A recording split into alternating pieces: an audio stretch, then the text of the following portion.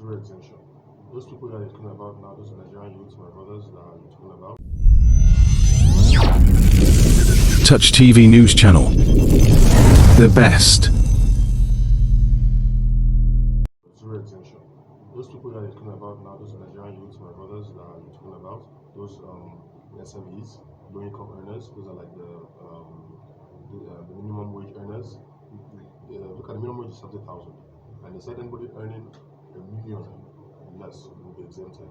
So if you're a young person earning the minimum wage 70, 80, 90, you're 70, 80 to 80, sometimes you're exempted from this task. And if you're an SME, small, medium enterprises, there's no exemption for you all. So people haven't have tax.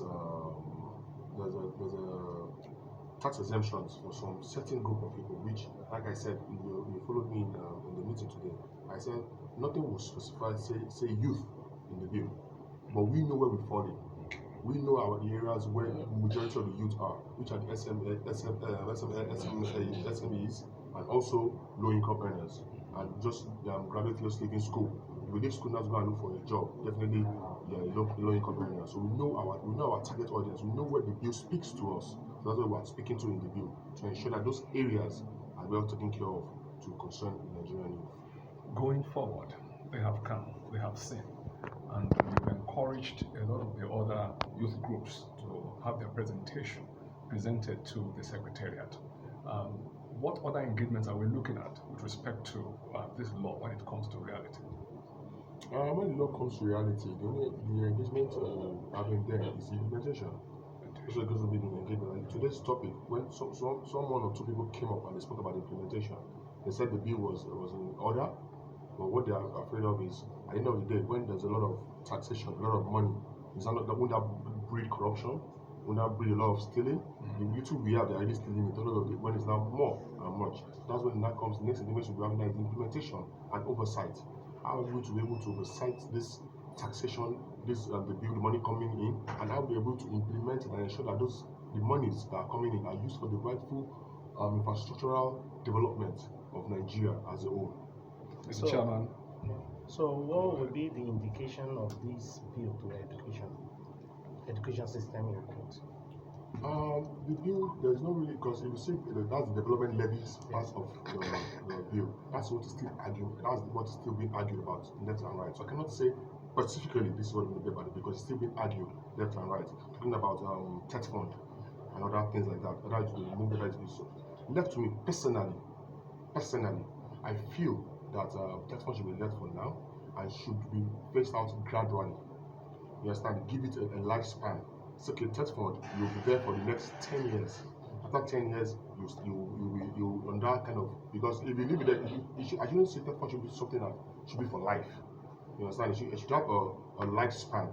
And because it has been helpful for us in the past, and I'm sure it's still going to be helpful for us in the future. So just give it a lifespan so that so that it will not just fizzle like that, because it's very useful to Nigeria to come talk about motion now, Lautech. I know many TED fund projects are in Lautech. Imagine there's no TED fund. Imagine those projects be there. So it's useful. So you cannot just take it up for that. So talking to education, I believe those development levy funds will still continue to be in play, and they just give the lifespan. Honorable Chairman, we want to thank you so much for your good representation of your good people. Good day, my name is Olamijuwonlo. I'm the Alao-Akala. I'm the Chairman House Committee in Parliament. Today's engagement was basically about engaging the youth about the tax reform bill in front of the National Assembly. As we all know, there's been a tax reform bill in the National Assembly since last year, brought by the executives, which has passed through the second reading. And such a bill cannot be in place where it touches the life of everybody in Nigeria or Sandra. So that kind of bill, we decided that, knowing that 60%, 70% of Nigerians are youth, so we should have our voice in such a bill, to understand the bill, and also to make our input known in the bill. Hence the meeting today, hence the gathering today. That gathering was just a way for us to ensure that Nigerian youths are captured in this bill, so that we can speak to the bill and tell them what we feel and understand of it, and what we feel should be amended in the bill.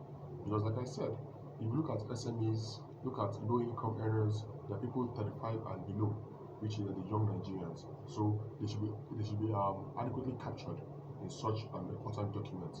And if you look at the document, thank God for His Excellency, Right Honorable Tajuddin Abbas, the Speaker of the National Assembly, that gave us the opportunity to gather and speak about it. Like he promised last year during his engagement with the youth, that quarterly we'll be having engagements with the youth to talk about different issues that are arising and coming up.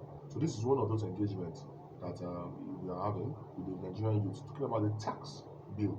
And today we are able to listen to the Nigerian youth. Their voices were heard, representing different groups.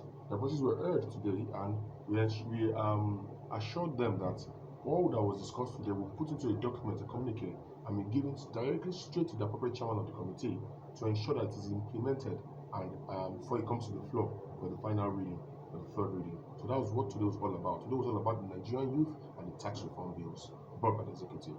As you rightly said, Chairman, Nigeria's youth have democracy.